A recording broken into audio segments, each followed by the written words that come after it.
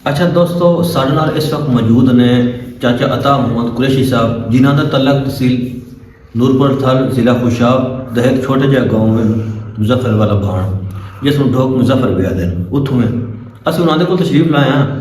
तो यह एक साढ़े इलाके की अपनी जबान होंगी, अपना अपना एक लहजा होंदा, अपना अपना तरीका होंदा, अपने अपने सारा कुछ फन होंदे ने।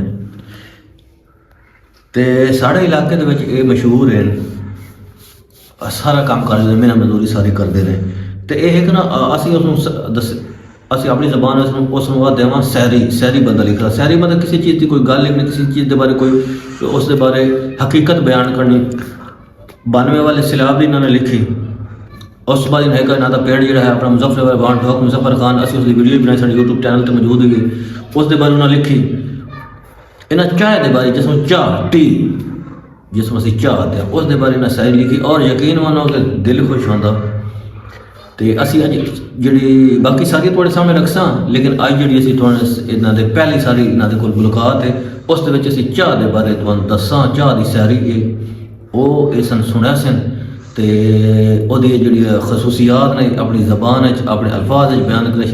चाचा जी की हाल है? ठीक हो? ठीक है, सारी खैर मेरे अल्लाह का करम माशाअल्लाह। हुण सानू चाह के बारे दसो जी। जरूर जी, इरशाद। जो कोई साड़ी रियाकत है वो मुताबिक जी जी अल्लाह गरक करे उस फैक्ट्री नो तजस दगड़ी आन बनाई।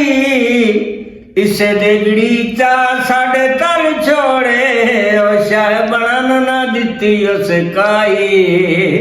एडा मकर फरे बिसे दगड़ी चिया तेना चाड़िए निबदी नाई। नसीर जे दगड़ी ना चाड़िए वैदी बिरादरी रुख बदलाई।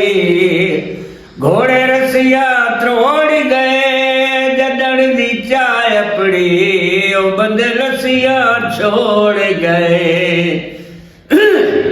सारे दर्द जुकाम या नजला होवे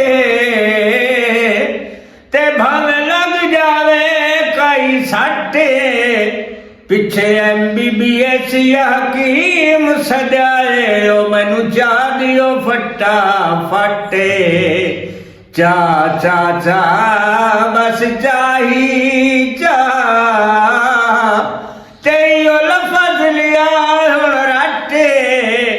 नसीर चा बड़ लाजमी गई नहीं चा बिना निभदा झट्टे।